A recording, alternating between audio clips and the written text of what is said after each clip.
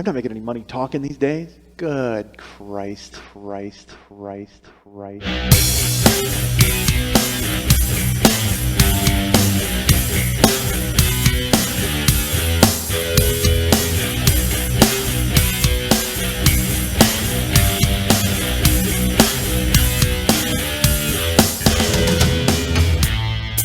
a dick, folks. I'm not gonna lie to you. Still am. I guess I am a decent guy because I'm a fucking jerk, and I'm not a jerk. Apparently, I'm a dick. I'm not an awful guy, but I've done so much ridiculous stuff. I'm an awful guy.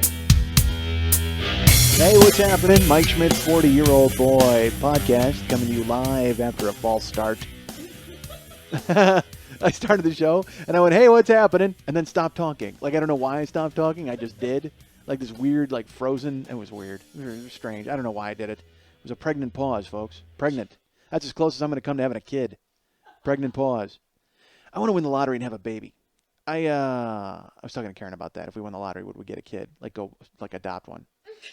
And because that's all that's stopping me, friends. All that's stopping me from raising a child on my own is winning the lottery. That's it. If I could only somehow come up with 6 random numbers out of a group of 65 and bring home a large sum of cash, I would be bestowing a ton of love on some orphan from somewhere. I would win if I won the lottery immediately. I tell you what, 2 days later, I would take that giant cardboard check. That's it. I would take that on a plane to China. I would just get on the plane. It would be me and Karen getting on with a big check, and then coming back. We'd endorse the check, of course, calligraphically because it's China. Do they read calligraphy? I don't know if they do. No, they read their signs, their little symbols. I don't know what my name is in Chinese. I think it's pagoda/circle. I think that's my name in Chinese. But it wouldn't matter because I'd have a big check. I just flashed over there that Dooku Kim. Yes, that's who I would flash it at. I would flash it at the boxer Ray Mancini killed. I would show him the check. His ghost would appear to me in China. And I would say, "Hey, Dooku Kim, I saw you get murdered in 1982 in The Ring by Ray Mancini." And then I would flash the big cardboard check, and he would hand me a baby.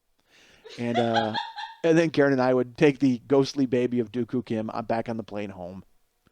I wonder what it costs to fly to China. That would be, imagine, I can't even imagine. I would have to, I think it would be, and how long is that flight to China? That's got to be long, right?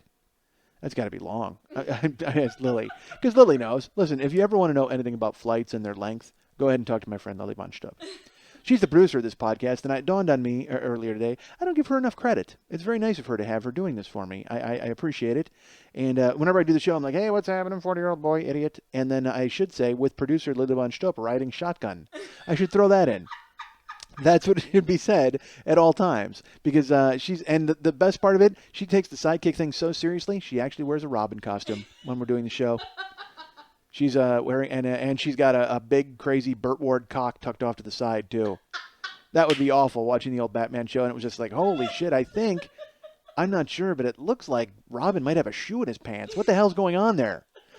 Yeah, Robin was packing, and that's not good when you're Batman and your little sidekick is waving his hose around at everybody.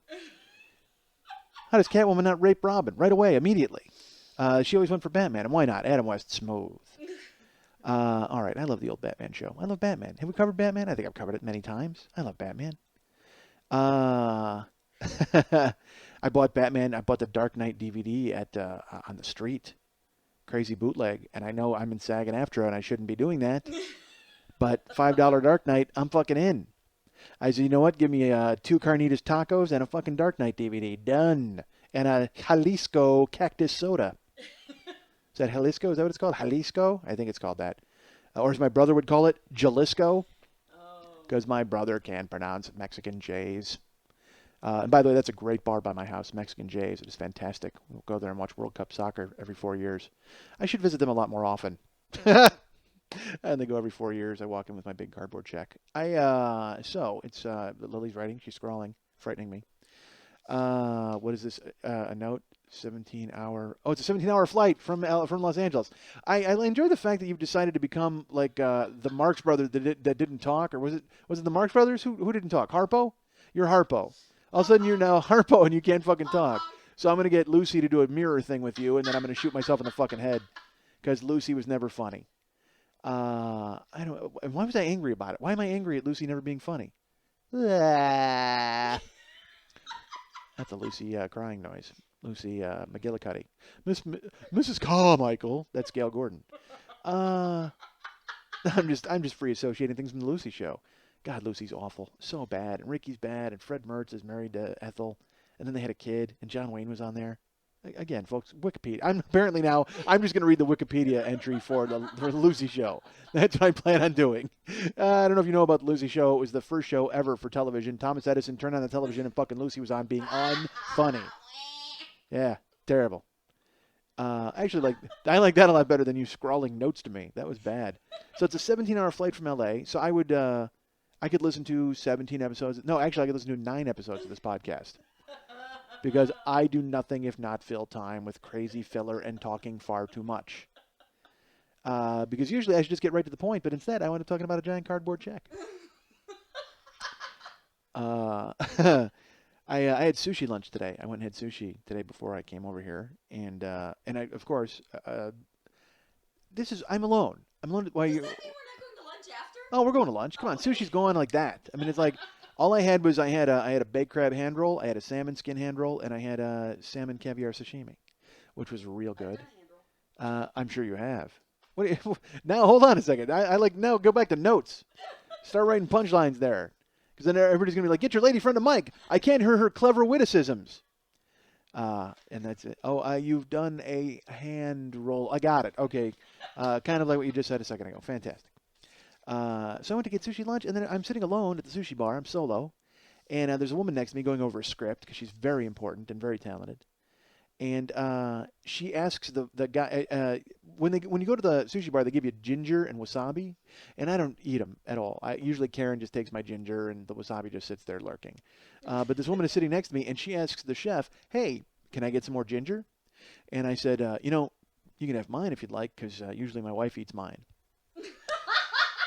I thought I was being polite, but I guess it was weird. Like, it was just, I thought I was being a nice guy, but also, I guess she thought I was being weird and ice-breaking. So normally we would just smile and nod at that, right? You'd just be like, yeah, I don't think I'm going to eat your ginger, weirdo. But instead, this is what she did. She just goes, ew. Really? I didn't touch it. You've been sitting next to me the entire time. It's not like it's in close proximity to my mouth or I've been breathing on it or anything. It's the same fucking ginger he's going to hand you. It's just you're getting it from a giant ginger bowl instead of getting it off of my little fucking sushi house. Ew. Oh, well, God damn it. Pardon me for being polite. Now go back to your Days of Our Lives script, you hump. Pardon me for being polite. Then again, maybe it's not being polite, offering edible stuff to somebody who's sitting next to you. I don't know. But then again, don't go to the sushi bar alone because then people want to talk to you. There was a couple next to me, and it was a really hot Asian girl and an Israeli guy who had flame tattoos from his wrist to his elbows on both of his forearms, and the biggest Tag Heuer watch I've ever seen in my life. It looked like, honestly, his arm looked like Flavor Flav. That's how big this fucking watch was. Flavor Flav wearing a flame suit. So, and he's being funny, and they're joking around. They had like 3 bottles of sake, and they're fucking, I mean, it's terrible. They're, at that point, they're eating the edamame pods. Like, not just the edamame, but the pods themselves. They're so blasted. And they wanted to buy drinks for the chef, and the chef's like, it's 1 o'clock. It's a little early for booze. I got another shift later. And they're like, oh, okay, well, we wanted to buy you a drink because, but we're drinking. We don't care. Ha ha. And they laugh. And the woman says that it's a good thing she's not working. And this is the drunk triangle. This is where it goes. She goes, it's a good thing we're not working. And the chef goes, oh, you have to go to work after this? And the Israeli guy just goes, yeah, she's getting a workout after this, if you know what I mean, and grabs his crotch. Like, literally grabs his crotch. And the chef just didn't hear him. He ignored it. And the woman, she just looks at him, and she's like, Ari. And he's like, what? And she goes, oh, I can't ever come here now again. That's embarrassing. He goes, what? Nobody heard that. So then I'm sitting there and I'm eating, and then I pay my check, and I go to split. And the guy looks at me and he goes, everybody says business before pleasure. I say go the other way around, right, pal? I go, absolutely. Absolutely. Go pleasure before business, friend. He goes, that's right. Let's have some sake. Ooh, and he drinks some sake, and I get up to leave. And I look at her and I go, enjoy your workout later. And she goes, oh, my God, and hides her face and tunnels under. And he's like, what? Hey, what? Buddy, what are you saying? I walked out. Enjoy your workout later. Enjoy getting fucked by Israeli Joe. And enjoy him making his flames disappear inside of you later. God forbid he leaves that watch behind because it was crazy large. Oh, my Christ. It was the biggest watch of all time. Like a manhole cover with a 12 on it. All right. So it was big. I will take this time now to throw this out to you fine folks. I have been getting emails, and I'm not even kidding. I don't know what happened.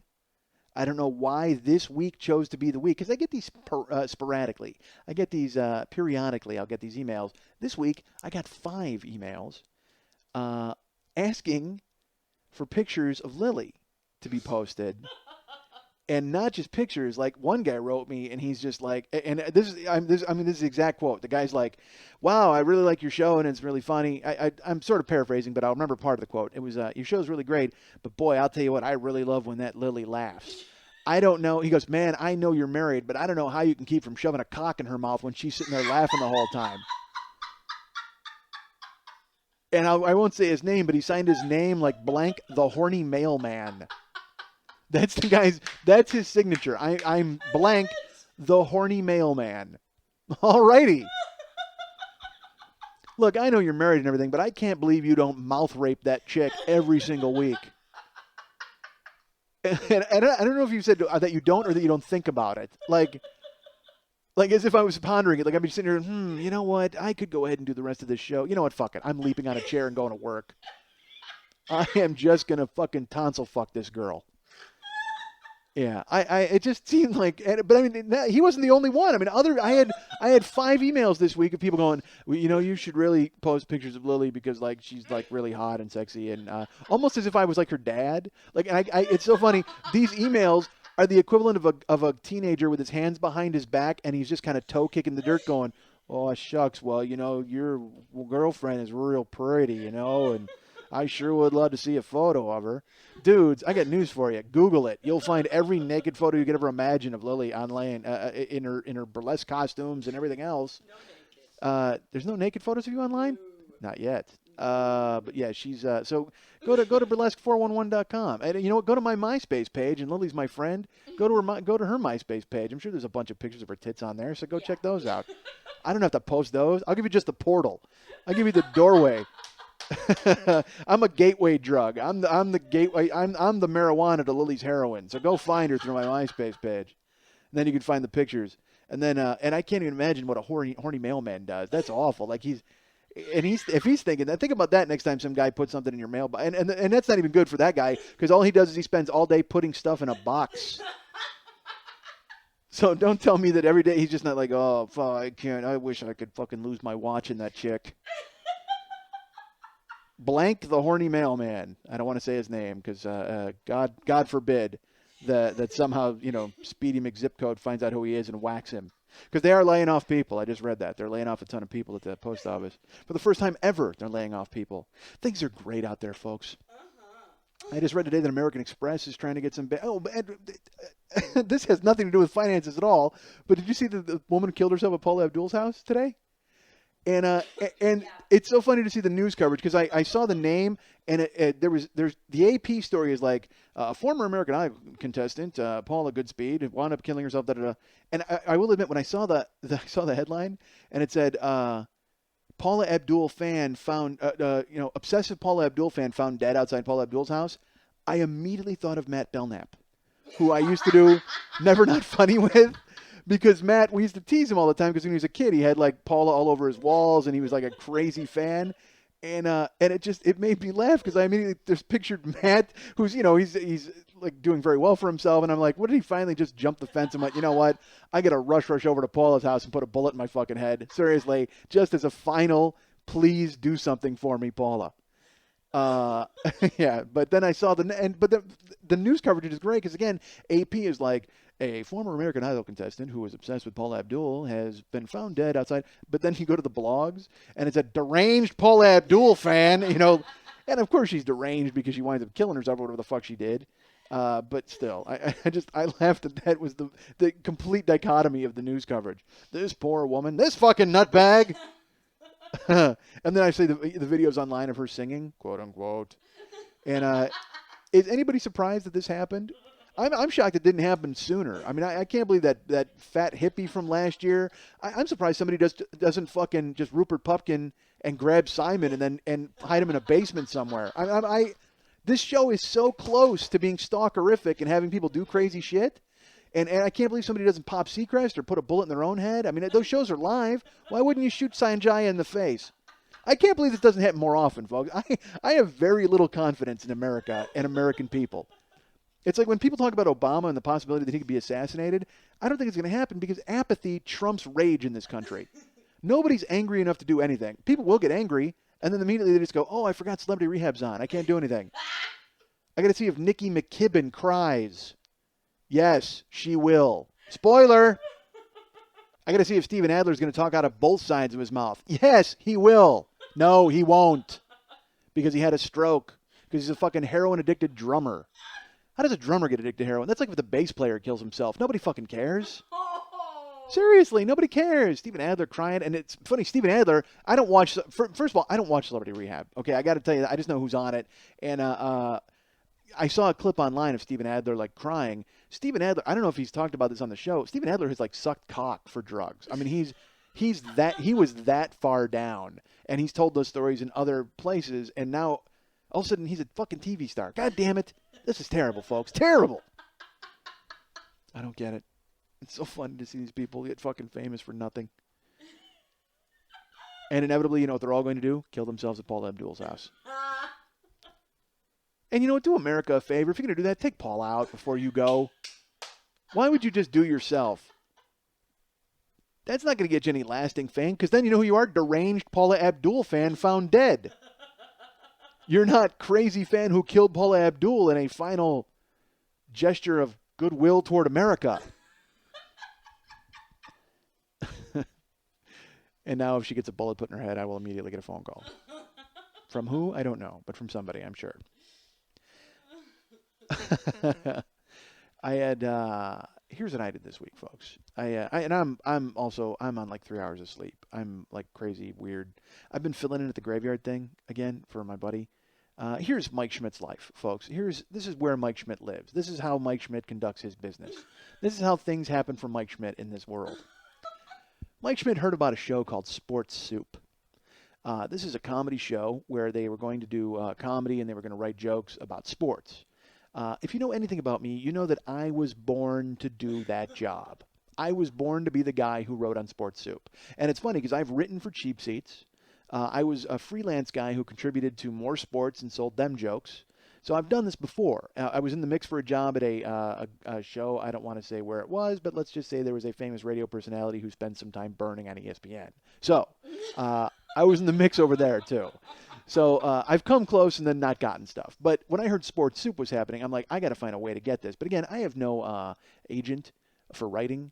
Because again, folks, I've not done well for myself in my career. I've been a guy who's pissed things away and not ever capitalized. I've settled. I haven't ever really nose to the grindstone. I've actually had some workers come in and remove the grindstone from my house.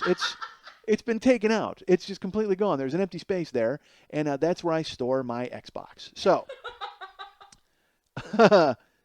so I hear about Sports Soup, and I'm like, man, I would kill to be on that show. I would love to do it. And then I find out who the executive producer is a guy that I have a relationship with, sort of. He's a guy I barely know, but I know a little bit. He was actually on More Sports. So he was my contact over there on More Sports, but I haven't talked to him in a couple of years. Like, it's been that long. So I felt stupid. I'm like, you know what? I can't send this guy an email. I feel like a dick coming out of the woodwork, even though that's what you're supposed to do in this town, folks. You're supposed to go ahead and use your contacts and call people and let them know that you're still alive and do all those sorts of things. And I always feel really, really weird doing that because it just seems like if we were friends, wouldn't we be talking? Yes, but. So I go, you know what? I'm just going to shine that. So then they hire a guy named Matt Eisman to be the host. Matt Eisman is a comic who's very funny, and he's a friend of mine. He's someone I do have a relationship with. He's actually came in to possibly host Starface, and he was very good. He was one of the finalists before they wound up going with Danny Bonaducci because they said they needed a name. But Matt was real good when he came in to audition for that. And I've seen him at comedy, and he's booked me in several shows that he's run, and so we have at least a relationship to where I felt comfortable writing him. So I wrote him a note, and I'm like, dude, I know that the host has no stroke as far as these things because he's usually the final piece of the puzzle. But if you know anything that's going on over there, go ahead and let me know. That'd be great. And he wrote me back. He's like, dude, because he listens to the podcast as well. And he's like, dude, I think you're hysterical, and I know you'd be perfect for this. If anything happens, I will let you know. So I said, great. And I said, and I also confirmed with him. I go, is that other is the guy who I think is producing it? He said, yes. And I said, cool. So then in my head, I go, maybe I should write him. Nah, I can't do that. We'll see if Matt gets the lay of the land and he lets me know what's happening. So a week later, I get a phone call, and it's from my buddy who has that graveyard gig. And he's like, dude, do you think you could fill in for me at the graveyard thing? I said, yeah. And he goes, you know what? It might be for a while because I wound up getting a gig. I said, congratulations. What's the gig? And he goes, I'm a writer on this show called Sports Soup. I said, really? He goes, yeah, I just got the gig this week. Apparently somebody wound up leaving, and they called me, and I was in the mix, and I wound up getting it. And so I'm happy for my friend. I love my friend. He's very talented, and he's going to go in and do a fantastic job there. But all I heard at that point was they had an opening this week, and for a month you haven't written because you don't know if you feel weird about doing it, and then my friend gets a job that week. And not only that, the double crushing blow of my friend getting the job, which is beautiful. And again, I'm happy for my friend. But at the same time, not only don't I get the gig, but now I have to go back and do the graveyard thing. So it's like this weird, complete double sucker punch. Like it was just like somebody kicked you in the balls and then went, hey, why don't I help you up? And then kicked you in the balls a second time. And then repeatedly kicked you in the balls until February. I mean, just this awful, and again, this is on me, but that's who I am, folks. I'm an idiot who I could have made a phone call or sent an email. And by the way, there's no guaranteeing I would have gotten the gig. They might have absolutely said, dude, you're so not right for this, or you're not the guy. But all I could think was, you know what? You didn't even make the goddamn effort because you were like weirded out about being that guy when if maybe you were that guy, you would have been that guy who gets the job. But instead, now you're that guy who watches Law and Order on a rabbit-eared television at midnight and then keeps watching Mexican movies and infomercials until he has to go to bed and wants to fucking hang himself because he can't believe he did that. So that's who I am, folks. So I have no sleep. I'm just fucking, so we're doing this podcast like in the afternoon, and it's funny. I got 3 hours of sleep and then went and got sushi. I'm like, well, maybe sushi's brain food, right? Maybe that'll wake me up. And then I had pretentious soap opera chick go, ew, in my face. Because isn't that just like offering somebody a piece of gum? Like, here, have a piece of gum. And like just, I guess not, because Ginger's out on the thing. I don't know. I have no idea. I don't know what sushi bar etiquette is. I know this. If you're at the sushi bar, don't talk on your fucking cell phone. Because unless you want me to stand up and just jam my chopsticks into your fucking ears. Oh, here's something that happened. I was on the phone. I got a little BlackBerry in. I was in your parking garage. Hot chick. Oh my God, hot. Like tall Asian hot. Like and just like legs and skirt, and walking. And I was on the phone with Mex, my friend, and then he wound up hanging up with me. And then I had to let him go. He had to go really quick, so I hung up the phone. Because I had said, we were talking about something I had said in a previous show about punching a guy in the cock. And so then I hung up the phone and I said, I can't believe you're talking about punching a guy in the cock to myself. Like I just said it, not realizing I'm standing, hot Asian chick is like a foot away from me. And I'm just like, all right, buddy. Okay, take care. Punch a guy in the cock. Like it was like that weird thing where you like make yourself laugh a second time. And that's what happened. I go, all right, see ya. Hang up, punch a guy in the cock. And I look at her and she just looks at me like, what are you talking about? Like, she heard me. She knew I was on the phone, I guess, because I had the phone in my hand. But it just seemed like, just weird, arbitrary, because you're not thinking. I'm just like, all right, dude, I'll talk to you soon. Punch a guy in the cock. Oh, hi. How are you doing, son? And I didn't know a woman could run in high heels like that. She just sprinted away. No, she didn't. She kind of smirked, actually. But people are just, because again, it was just like this weird, all right, I'm an idiot. So that happened. But she's hot. If we see her again, if I won't see her again, when will I ever see her again? Believe me, she's never coming back here. Just on the off chance she runs into punch a guy in the cock guy. That's who I am now in her world. I'm punch a guy in the cock guy. She's telling the same story at another podcast right now. It's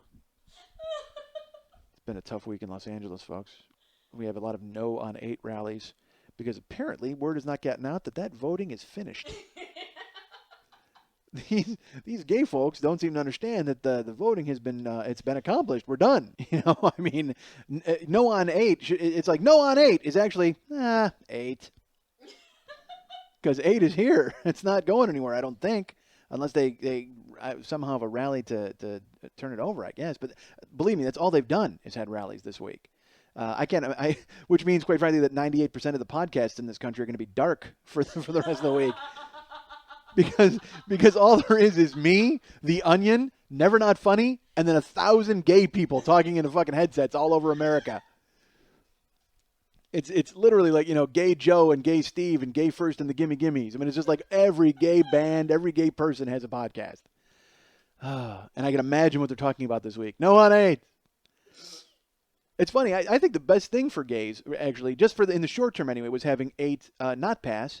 Because if there's anything they like more than the concept of getting married, it's a parade.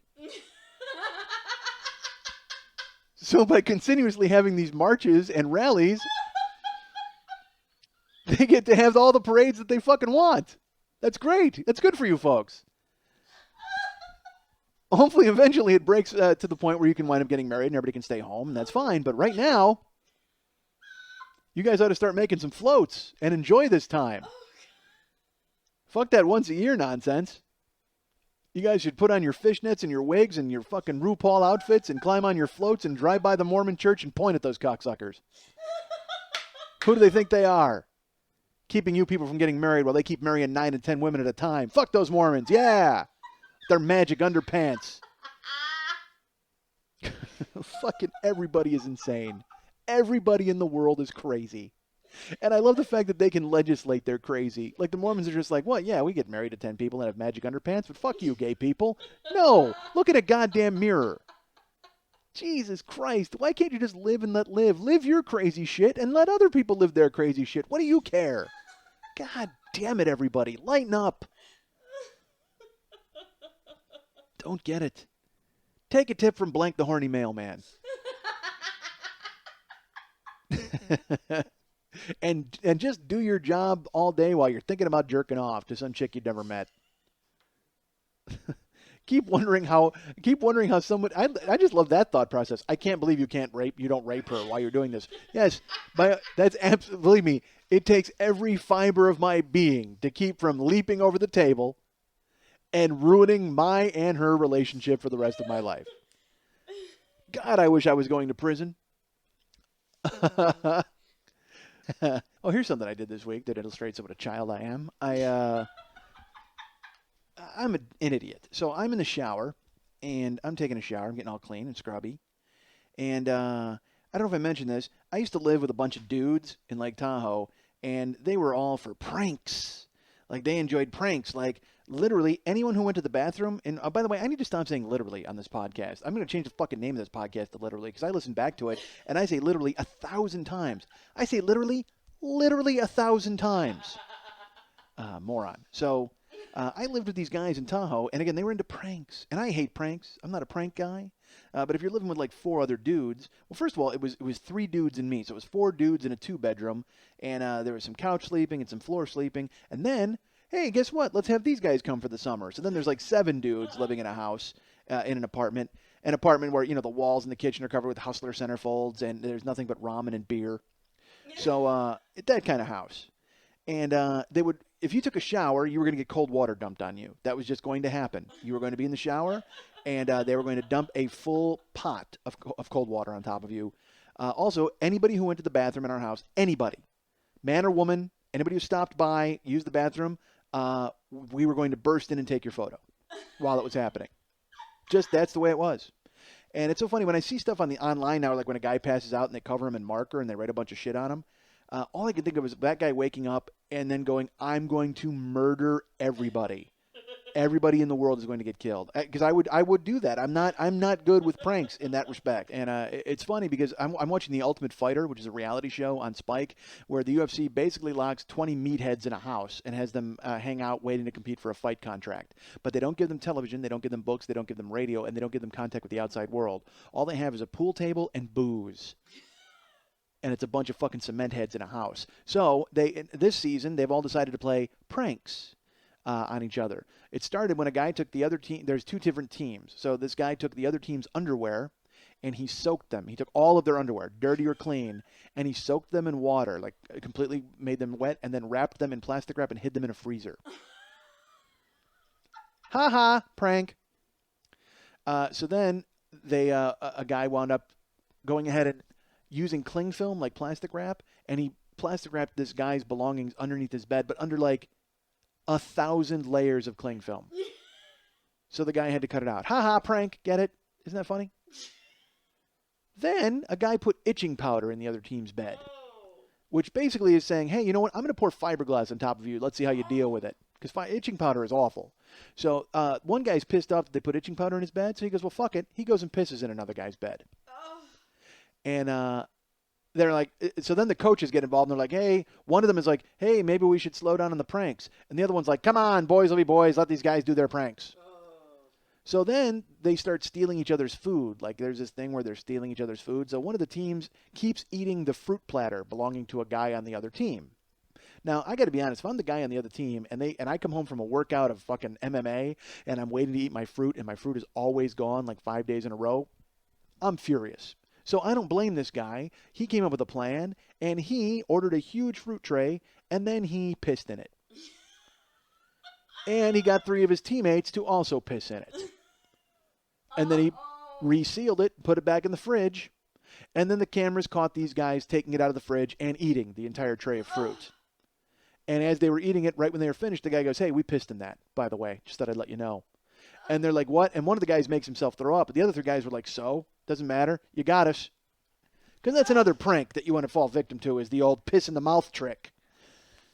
So that sounds bad, and that sounds awful, and that sounds terrible until these guys decide, you know what? Let's get back at these guys. So one of the guys on the fruit pissing team, one of their guys keeps stealing the sushi from another guy on the piss eating team. So they're trying to decide how they're going to get back at this guy. So they jerk off on the sushi, and then they put it away in the fridge. Then the guy eats the sushi. And then they tell him, hey, guess what? We jerked off on that sushi. Now, the guy then goes, oh, really? Oh, well, fine. I'll tell you what. I guarantee you guys are going to have my fecal matter on you within the next 3 days. I guarantee you're going to have it. And I'm thinking, this is a measured response from a meathead because if someone told me they jerked off on my food, I'm fighting until I die. I mean, I don't even get along with the people who tie your shoes together and think that's funny. But if some guy goes fucking zygote wasabi on me, that guy's getting fucking jacked. I mean, you know what I'm going to do? I'm going to fucking pull out his heart and jerk off on it. That's what I'm going to do. Unbelievable. This guy took it in stride. Like he's just sitting at the table and he's just kind of like, because the rule is you can't hit each other in the house. Like there's no physical contact because if you hit each other, you get booted. Okay, I get that. But I'm sorry, the second someone jerks off on my food, again, I'm fighting until I'm dead. You would have to get a SWAT team to put me down, and I may just climb out of the grave to continue this battle. Me and the ghost of Dooku Kim are coming to your house and just fucking you up. I couldn't believe it when I saw it. And I couldn't believe that this guy took it in stride. He's like, oh, okay, well, I'll tell you what, guys, I'm going to get you back. Oh, you're going to get him back? You cannot come back from that. There's no way to come back from that. Short of ass rape on camera. There's no way you get over on these guys. Unless you kill them. Seriously, unless you kill them or you rape them. There's no way to come back from eating their jizz on the sushi. And again, I will also say, you shouldn't be eating other people's food. I understand why it happened to him. Okay? And I understand that it wouldn't have happened if he wasn't such a dick and stealing somebody else's stuff.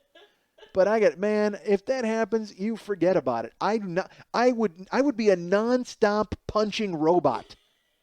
You could never stop me. You could never stop me from hitting people. I would just, you know what? I'd be like Curly in the Three Stooges when he got the wild hyacinth or he ate and he had the cheese to calm him down. And he's like, Mo Larry the cheese. And he just beats up like 75 dudes in a row. That's who I'd be. I'd be like, fuck that. Anybody the cheese. And then I'd kill everyone. Jesus Christ. So again, I don't like pranks. I don't do well with them. So about a month ago, I don't know why I did this, but I did this. Karen's in the shower at the house. And our shower is awesome. It's like crazy water pressure. It's really, and it's hot, and it's just, I will actually yell, "Long live the plumber," in the shower. To no one in particular. And I'm sure my neighbors are sick of it by now, but I don't care. But then again, if they got in the shower at my house, they'd go, "Fuck it, long live the plumber." You are absolutely right. It is like standing under hot knives. It's the greatest shower ever. Just fills with steam, and it's the best. So, Karen's in the shower, and I don't know why I did it. But I decided to dump cold water on Karen in the shower. So Karen's taking a shower, and I walk in there, and I'm like, ha, ha, ha, splash, and I pour cold water, and she just, "Michael, why?" Like the plaintive yell of a child. Like she wasn't even like, ha, ha, or "Oh, you dick." She was just like, "Why?" Just the worst, saddest cry ever. But she got it. Like she rolled with it, and I was like, ha, ha. And she's like, "Oh, ha, ha, ha, you're so funny." And then she finished her shower and got dressed. Now, that's me on being the pranker. That's what Mike does as he's playing a prank on someone. Ha, ha, it's harmless, fun. Mike's in the shower the other day, Saturday. And I'm taking a shower. And when I take a shower, folks, I get it's a crazy hot, steamy shower. And then I also have a system. I don't know if you've probably got a shower system of what you wash first and what gets washed and what's being done. I wash my hair first, and then I go off, and then the rest of the body gets washed, and then the face is the last thing that gets washed. So I use a nice minty scrub on my face. So the thing is, my eyes are closed because I have it's hot and steamy, so like the shampoo's running down my face, and I'm getting clean, and so then I put this stuff on my face. And I'm washing my face and everything, and out of nowhere, I get blasted with cold water. And not even like a night. But this is the thing. And again, I'm saying this to defend myself a little bit, but I can't really defend myself. I can't because I'm a child, and I hate myself for doing this. And I've literally, since it's happened, I've been so angry at myself.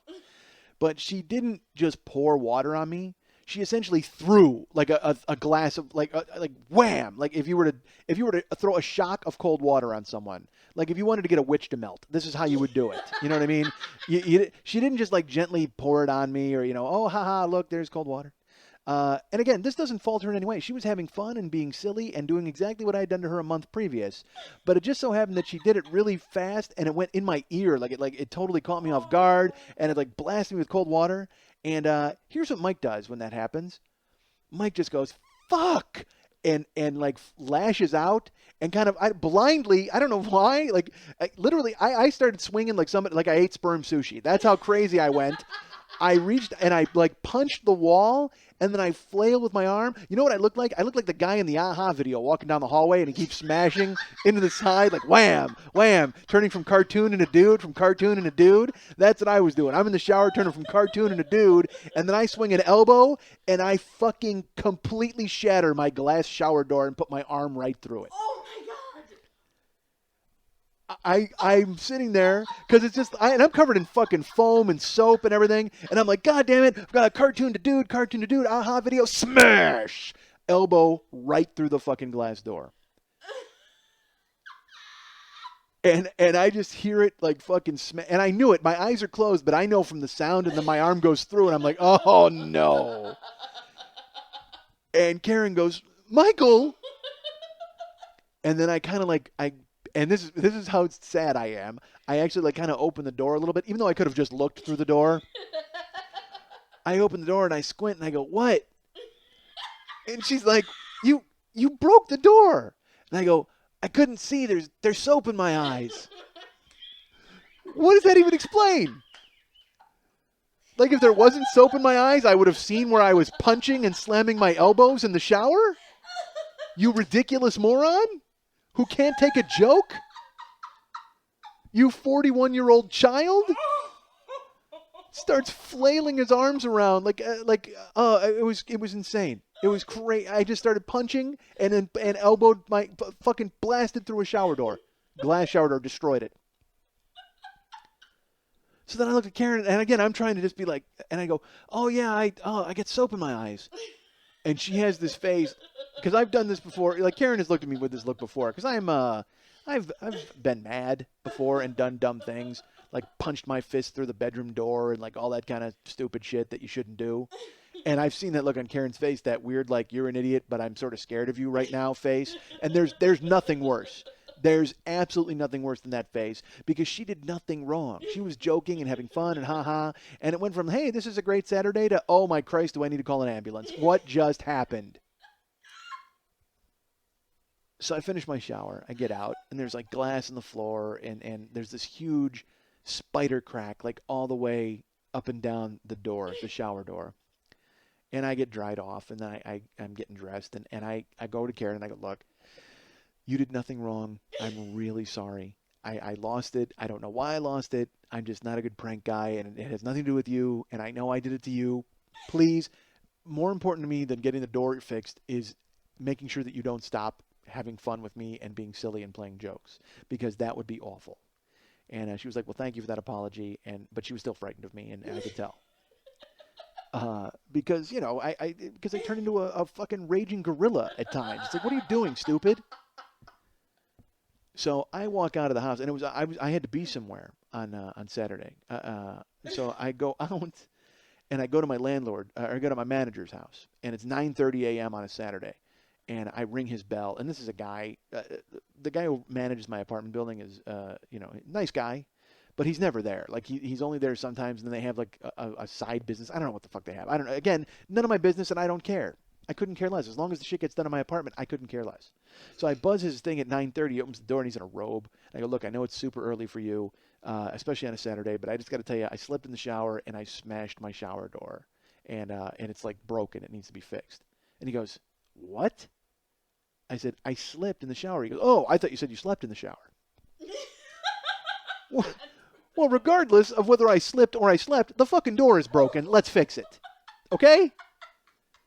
I don't care what vowel you want to use. I could have slopped in the shower. Or slept. Maybe I slept in the shower. Either way, fix the goddamn door. So he's like, oh, man, I'll get right on it. No problem. I'll make a phone call and we'll get it taken care of. So I go out all day, and then I come back home. Door's not fixed. Karen and I go out all night. Come back. Door not fixed. So then I am going out that night because I'm going to see The Who on Saturday. So I go and check out The Who, and it was an amazing show. Let me say this, by the way. White people for Obama, calm the fuck down. We're all happy that Obama's in office, and we hope things are going to go well, but it's been a week. Let's give the man some time.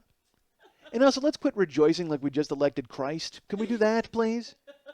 I understand black people are very proud because this is a transcendental moment for their people, and it's a fantastic thing and maybe something that they thought they would never see. White people, quit acting like you did the world a favor. I went and saw The Who the other night, and Pete Townsend actually comes to the microphone, and he's like, first of all, I will tell you, 3 rows in front of us, there was a white couple that, honestly, it looked like Art Garfunkel and Shelley Duvall. That's who it looked like. We're on a date. And she had her Obama shirt on, and it said Obama Hope, and on the back it said McCain Nope. Oh, that's precious. So, and the thing is, The Who is playing, and Art Garfunkel keeps looking back at us, and he's like clapping, and he's trying to exhort people to get on their chairs, and very grandiose gestures as The Who plays. And Pete Townsend comes to the microphone, and he goes, hey, you guys had a great week here in America, huh? And everybody goes crazy, and this woman stands on her chair and faces us, turns away from The Who, and faces the crowd with her Obama shirt, and stretches it out and just starts pointing at it and going, Obama! Obama! And you know what? You're white people with great seats at The Who. I think you're going to be fine. Again, quit acting like you've done this amazing. That's the thing, is it's so smug. That's what a lot of these self-satisfied white people are like, well, I've done my part for history. Pass the fig spread. Fuck you. Let's all hope Obama does what we hope he's going to do, but quit acting like you did the world a favor. Honestly. And that's just the cynic in me coming out. I'm thrilled. I voted for the man, and I hope things go well. But when I see these clips online of people in the Village in New York breaking out in the national anthem the night of the election by some candlelight vigil, it just looks like some bad scene from Red Dawn. You know what I mean? Just I'm waiting for the Russians to parachute in and start clubbing these people with AK-47 butts. Good God. All right, so I go see The Who, and The Who is great, and they're fucking fantastic, and they actually did Sister Disco, which they have not done live in 20 years, and they also did Eminence Front, which is one of my favorite Who songs because it just sounds like a fight. I love it. It's just got this real aggressive, simmering undertone to it, and they were fantastic. Townsend's ridiculously good and deserves every accolade he ever gets. So, The Who's great. We leave, and I'm out with my friend Pat. We're walking back to the car. And after the shows here in L.A., when you're walking, you have to come upon any number of merchants or gypsies out selling stuff that you have to avoid on your way to your car. There are people who are selling these knockoff, bootleg shirts. There are people with knockoff bootleg posters. There are people with bacon-wrapped hot dogs. Those people you want to stop and talk to. So there is nothing more delicious than the bacon-wrapped hot dog with grilled onions made on the street. It is... honest, it is. It is like fucking a bun. It is so good. It is so good. A bacon-wrapped hot dog with grilled onions. Jesus, is it great. So those people, you want to, and we stop and we, talk to the bacon-wrapped hot dog people. And then there's also people handing out flyers for any number of events in Los Angeles. Usually it's some DJ you'd never go see in your life. Or, oh, look, we've built a car out of hemp. Come and look at it. It's here's a flyer. This gets you $3 off the $18 admission, which means you wanted to charge $15, but you decided to charge $18 so you could say that this flyer meant something. So everybody's handing out garbage and all this nonsense. I'm walking, and you're just avoiding this weird. It's like the airplane in the when he gets into the airport and he's like, "Jews for Jesus," and he just starts beating the shit out of everybody. That's what you're trying to avoid. This gauntlet of people selling $5 Who glitter T-shirts and people handing out flyers for their failed bands. So I'm walking, and just the most awkward ever. The most awkward confrontation. I'm walking. I look up. There's the manager of my building. I see him. I make eye contact with him, and I go, "Hey," and I say his name. And he goes, "Hey, what's going on?" And he hands me a flyer for his band. And it's this weird moment of recognition because all I know from this guy is he comes in and he fixes my plumbing sometimes. But now I know he's in a glam rock band. And he hands me the flyer, and it's the weirdest thing because I don't have any reference point with him other than my building. So I look up, and I'm like, "Hey," and I say his name, and he goes, "Hey, what's up?" And then he hands me a flyer, and he goes, "New album, dude." And I go, "Hey, did you fix my shower door?" Because it wasn't fixed before I went to the Who concert. That's all I had. I'm glad he's got a new album out. I'm glad the manager of my building has laid down some tracks. I'm sure it's fantastic for him. But I just wanted my fucking shower door fixed. But he didn't even hear me. Because it's this weird maelstrom of people, so it's like he's his new album, dude, and I asked him about my shower door, and he may have heard me, and he just may realize that he didn't fix it, and so he completely blew me off. But I won't lie, I didn't stop. I just kept walking with the flyer, and after I said it, and because I told Pat, I go, "That's the most awkward thing that's ever happened to me in my life." Because now I know him from my building. Like I said, I know him as the guy who I have to have come in and clean a stain on my rug. And now I have to hear that the guy's got a strip glam band. Oh God! So now we know each other on a different level now. So now he actually. What if he comes and asks what I thought of the album? Now I got to join his fan club. It's just so weird. And the thing is, in his band, he has a fake name. So I know his real name, and that's what I call him at the building. But then his band is and he's got a MySpace page. This was a guy who was just, I don't want the manager of my building having a MySpace page. Oh, Christ. So it was brutal. Just the weirdest, awkward, "Hey, new album, dude. Hey, did you fix my shower door?" Because it wasn't fixed before I came to the Who concert. I don't even know why I added that addendum. To rub it in his face that he's in a non-successful band. "Hey, I was just seeing the Who. Thanks for the flyer for your band." What a dick. It's been a week of awkward nonsense, man. I just, all right, all right, I'm going to say this, and I don't know, who fucking cares? Anyway, last week, I got an email from someone, and it was like, guess who? And it was this, it had like a little paragraph there, and the person didn't sign their name.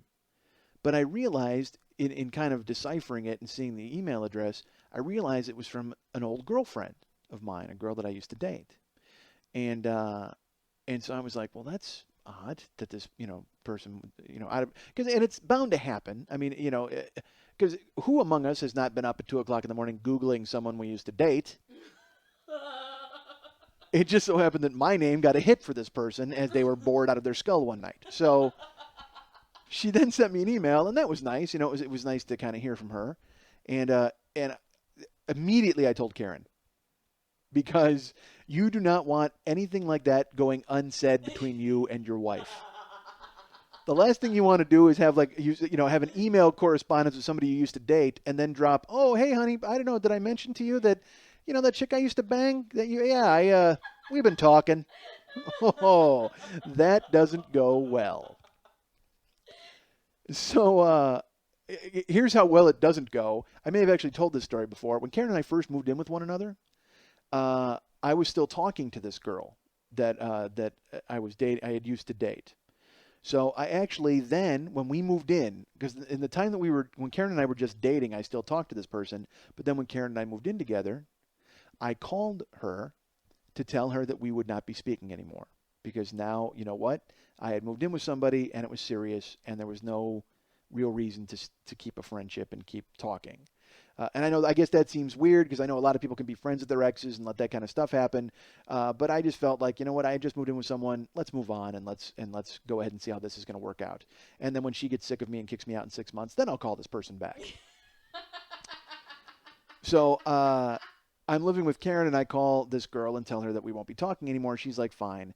And then I get my phone bill at the end of the month, and her phone number's on it. So I immediately turn that bill into what you would put in the bottom of a hamster cage. I shred it. I just rip it up because I go, you know what, who cares? I pay it and I throw it away. Karen digs it out of the trash and puts it together. That should give you an idea of where we were in our relationship at the time. Karen pulls the phone bill out and pieces it together like a goddamn origami puzzle and goes, oh, you still talking to her? I thought you said you weren't talking to her anymore. I go, phone bills are a month leeway. Check the date. I'm not talking to her anymore, and that phone call was to tell her that we wouldn't be talking anymore. And then that turned into a huge fight, and then I wound up moving out and then sleeping on my brother's floor and then coming back. Yeah, I've done that a lot. So that made me realize, you know what? Be honest and forthright, and always make sure everybody knows be above board at all times with your wife/girlfriend, and then there's you're not going to be in trouble. And I don't think it's being pussy whipped. I think it's just a way to avoid future fucking conflict. Although I guess it could be kind of pussy whipped. But you know what? If it keeps my wife happy, who cares? I'm on board. So this person contacts me, and so I tell Karen, and then I'm like, you know what? I'm going to go ahead and email this person back. So then in the meantime, I get an email at MySpace from this person as well as to my Mike Schmidt account at Mike Schmidt Comedy. So I'm like, and now this person identifies themselves and is like, hey, stranger, da-da-da. And so I don't get to write them back at first, but then I go to their MySpace page to just kind of, maybe see some pictures or see what's happening. Their MySpace page is completely empty. There's nothing on it. And their only friend is Tom. So then in my head, I'm like, did this person join MySpace to write me a note? That seems weird. Like, you already wrote me a note at the other joint. I mean, I don't. All right, so then I write this person back, and I write to both accounts.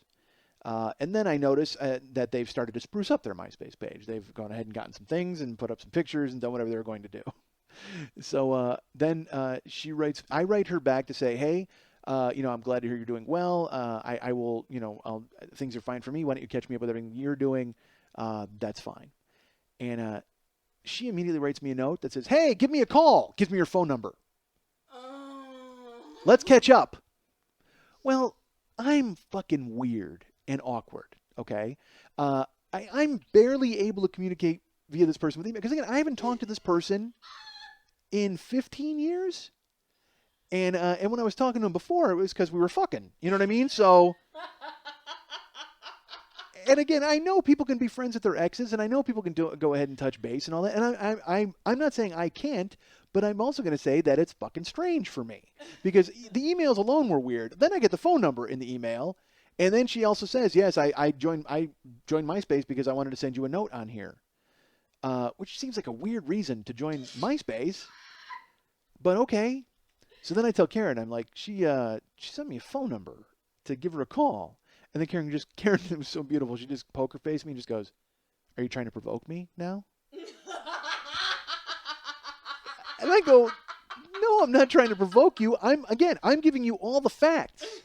So then when I turn my phone bill into a hamster cage liner at the end of the month and you dig it out and put it back together, you know why that call was made. And she's like, "All right, well, I mean, if you want to call, that's fine." And it's so funny because I know this person just wants to catch up. That's all this person wants to do. And I understand that. And I'm going to call her. I haven't yet because in my awkward brain, I'm like, well, the time has to be right. Like I have to have enough time to talk and I have to do all this. But I'm also not going to lie to you. Part of your brain goes, does this person want to fuck me again? And I know they don't. All right. I totally get that they don't. I understand that they don't want to do this. But at the same time, it's like all of a sudden you just start thinking about all the things that you're like, why else would you contact somebody after 15 years unless you wanted to fuck them? But that's a guy thinking. That's not like a woman genuinely wants to catch up and be friends and wants to go, hey, what's going on? But a guy, guys just want to bang everybody. I don't know. And again, guys will deny it unless you're me and blank the horny mailman. You will deny it to your dying day. But I'm telling you, that's what guys think about. It's like in When Harry Met Sally, they had that thing where it's like guys can't be friends with girls because they always want to bang them. And is this, and they studied it and they found out and it turned out to be true love. Guess what? You could have stopped it. Guys can't be friends with girls unless they want to fuck them. Because eventually they can grow to be friends with that person. And absolutely they can be friends. But there is always that flash at one point where you just go, wow, I thought about fucking you. That was weird. I have friends, Mex and I, and we have a bunch of friends, and we were at a Christmas party one time, and it's all the wives, and the friends, and everybody's great, and everything's fine, and everything's going really well, and we're all having a good time, and some booze comes out, and some people start drinking, and one thing leads to another, and we're just it's Christmas, haha, we're all having a good time, and one of the wives all of a sudden mentions, I don't know how it happened, I'm going to get yelled at by Mex, but suffice it to say, at some point, one of the wives does a standing split and puts her leg behind her head. She's against the wall, and she pulls her leg up to her head, and she's doing a standing split. And at that moment, again, we're all friends, and it's wives, and haha, and Merry Christmas, and it's a party. But every guy in the room just got this weird thought and looked at one another like, oh, I'm never going to get that picture out of my head for the rest of my life. And again, it's a wife, and we've known someone you've known 15 years, and you've known them all that, but it changes the game in an instant. It goes from, hey, how are the kids, to, wow, I didn't know you could fucking do that. But let me tell you this, I will never forget that you can do that for the rest of my life. Just that weird, you could feel it. You could absolutely feel it in the room. It was just like, ha, ha, ha. Oh, I can do that. Hey, look at this. Hey, look at me. Whoa, hold on a second. Things will never be the same from this moment forward. So I have to contact this person. And I'm weirded out. Like, I don't even know. What am I going to, because again, all of my references are 15 years old with this person. I don't know what to talk to her about. Hey, remember that time that we were going to the picnic and beforehand we fucked on my bedroom floor and you wore shorts and we got to the picnic and everybody knew what the fuck we'd done because your knees were so fucked up? Remember that? And we were the running joke for like 9 hours? Remember that? That was a lot of fun for you. Wasn't it great? Because your knees were crazy red and ripped up. Because we've rutted like animals on the floor before we went to a picnic. Hey, remember when you used to tell me about your old boyfriend's cock sizes all the time? Remember that? That was great, wasn't it? Nikki's was too small, but Jimmy's was huge, and apparently mine was just right. Is that where I came in? Was I baby bear's porridge? Was my cock baby bear's porridge for you? Is that how it worked out? Remember how we used to name our kids? We used to actually talk about having kids, and you were insisting that our first boy would be named Nicky, except for the fact that you had dated Nicky for 3 years before you dated me, and you couldn't understand why I couldn't fucking understand why you wanted to name our kid after your old fucking boyfriend? Remember that? How have you been for 15 years? Jesus Christ. I don't know what to do. I'm an ass. Hey, remember the time I fucked up your car and I didn't mean to? Oh, I'll tell you that. We went to a car wash. I went to a car wash with this girl, and she had a nick in her windshield, okay? A tiny, nick. And I'm like, she wanted to get her car washed, but she wanted to hand wash it. Well, I'm fucking lazy. So I'm like, you know what? Let's not hand wash it. Let's just go to the automated car wash. She's like, no, man. My dad told me forever that if you have even a tiny nick in your windshield, you can't use the automated car wash because something about the brushes or it'll ruin your windshield. I go, that's bullshit. What are you talking about? It's water. How is water going to ruin your windshield? She's like, well, no, let's go hand wash it. It's Saturday afternoon. It's hot out. It'll be fun. We'll spray each other with the hose. Let's do it. And I'm like, you know what? I could not be less on board with that. Let's just go to the goddamn automatic car wash. So, all right, we go to the automatic car wash. We roll through. And you know what? I don't know if you've ever been in the automatic car wash. It's dark. And it's we're rolling through, and at the end of it, you roll out into the sunshine, back into the California sunshine. And as the doors open and we get through the brushes and the sun hits the windshield, I look and I notice that the tiny little nick in her windshield has extended all the way across to her side. It was a hyphen, and now it is spider cracked out into a starburst that goes from the passenger side completely across to the driver's side windshield all the way to the end. Her windshield, it looked like my fucking shower door. That's exactly what it looked like. Just this huge spider, and we're coming out into the sunlight, and I'm staring through it, and I'm just fucking George Costanza at that point. Like, I didn't even want to look at her. I know how horrible and stupid I look, and so emasculating too, because I'm a man just because I have the biology, but I don't know a fucking thing about guy stuff at all. I can't fix a car. I don't know I barely know where to put the gas in my goddamn car. I couldn't fix anything in your house. Plunge anything. I don't know. Nothing. I literally know how to do nothing except fuck things up. So we come rolling out of the car wash, and it's this huge cracked windshield. And I'm broke. I work in an office. I'm sleeping on my buddy's floor. It's not like I can just go, well, let's go fix that. And I just turn around and I look at her, and she's staring right at me. Just staring. Just like, yeah, my dad told me about the windshield that it would do that. I don't know if you remember me mentioning it. And I just looked at her, and I'm like, sorry? What do you say? That's what I got for her. Sorry? That's all I had. So that maybe when I call, I'll talk to her about that. That'll be good. And now that she knows that I have this website, I'm sure she's going to listen to the show and then be like, I hope to God that guy doesn't call me. I can't believe I gave him my number. Really? You just told America that you think I called because I want to fuck you again? You dipshit. Oh. But that's how it works, friends. When you hear from somebody you haven't heard from in a long time, the first thing you think of is, hey, do I want to bone this person? No one is safe around me. I am. Yeah, true, you are. Tell Blank the Horny Mailman. He knows. Although he can't understand it. All right, you guys can write me at mike@MikeSchmidtComedy.com. Go ahead and send me a note. Let me know how you are doing. I hope you're doing well. Or you can write me at myspace.com/MikeSchmidtComedy. Get me there and let me know how you're doing. I hope you're doing well. Send me a friendship request. It's it's an electronic handhold. Send it to me and we'll do that. We'll clasp our hands and watch the electronic sunset. And also go to iTunes and subscribe, or go ahead and leave a review. That would be great. To all the people who leave reviews, I certainly appreciate it.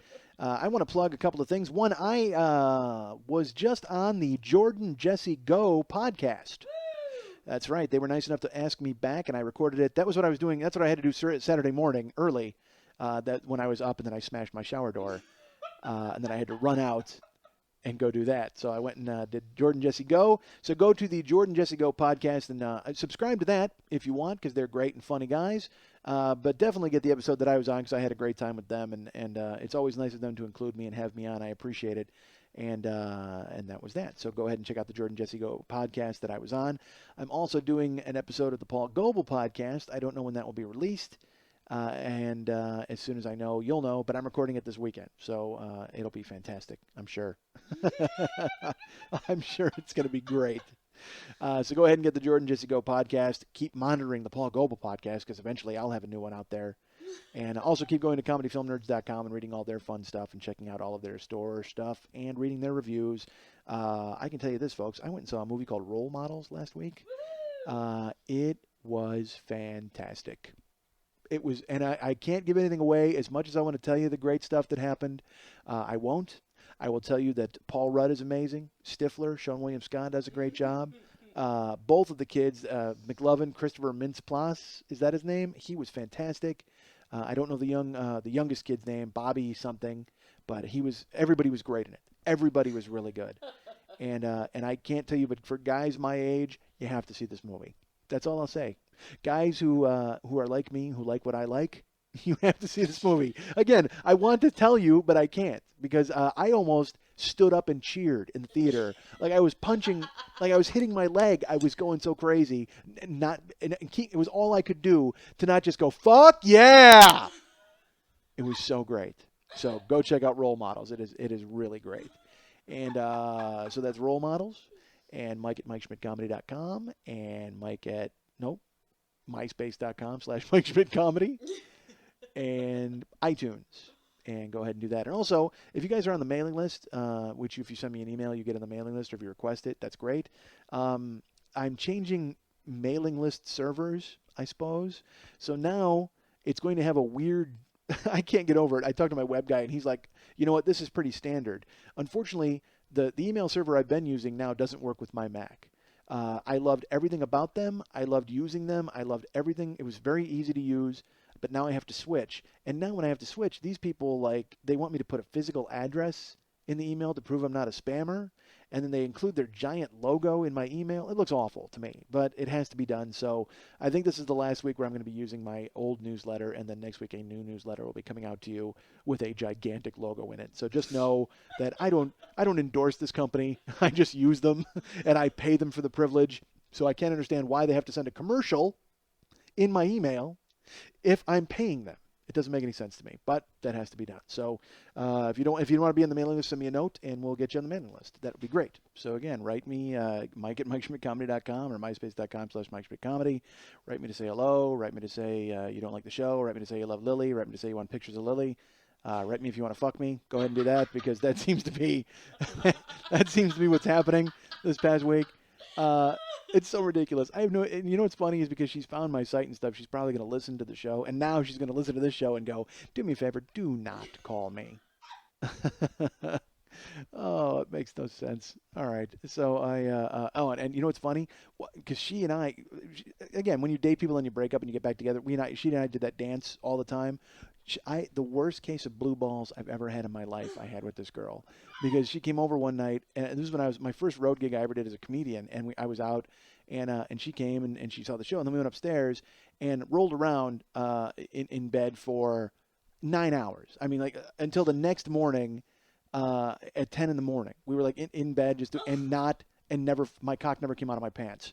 So, and I don't think it didn't try. I mean, it was furious. It was just constantly trying to break through, but it just didn't happen. So she was in that, it was that whole, well, we're still kind of learning if we're going to get back together, and we're still kind of going, oh, really? Is that what's happening right now? Because I could just, shoot my dick to the moon at this point. It's so ready to go. And I remember I walked her to her car, and I came back up to my hotel room, and I walked in the room, and I fell to my knees. I was in such fucking pain. It was the worst pain I've ever had. Because it's funny, women will tell you that childbirth is the worst pain ever, and that's fine. But imagine not giving birth to 1,000 babies.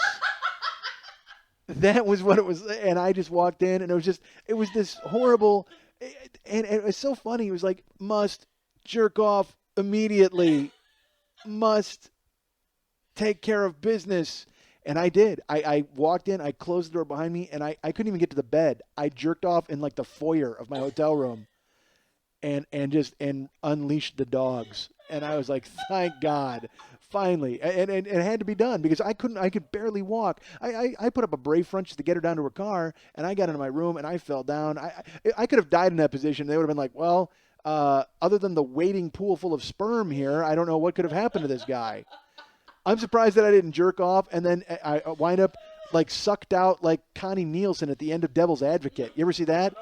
When Keanu shoots himself in the head, and then Pacino freaks out, and then she turns into this shelled out, completely sucked out husk as he sucks out her life force. That's what I was like. I jerked off and just left this crazy pool of seed, and I can't believe I didn't. Just my whole life force, my whole aura didn't wind up on the floor of that goddamn hotel room. They're still mopping it up right now. To this day, they're just all in hazmat suits. They've got it all blocked off. Here's that movie with Cusack and Samuel L. Jackson, Room 1013 or whatever, about the haunted hotel room. That was what I stayed in. That was the room that I did in.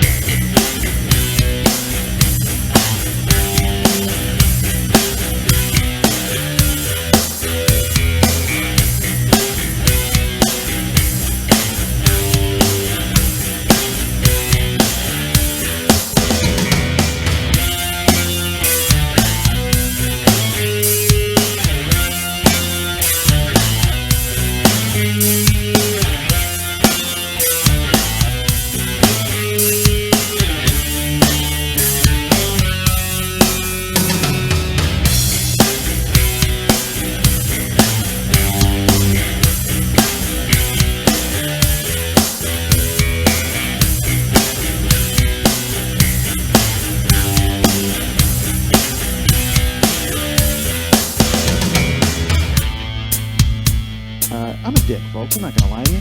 I'm a decent guy because I am a jerk. And I'm not a jerk. Man, I'm an awful guy. I'm not an awful guy. I am not a good guy. But I don't think I'm a bad person overall. So, and go ahead and by all means judge that. I'm kind of a jagoff. I got no future. What am I talking about? But I am a jagoff. And I'm not a jerk. I'm a nice guy. It's just I guess I have jerky tendencies. I've done so much ridiculous stuff, and then I wonder afterwards, I'm like, man, how come I don't hang out with anybody? Here's why, because you're a dick.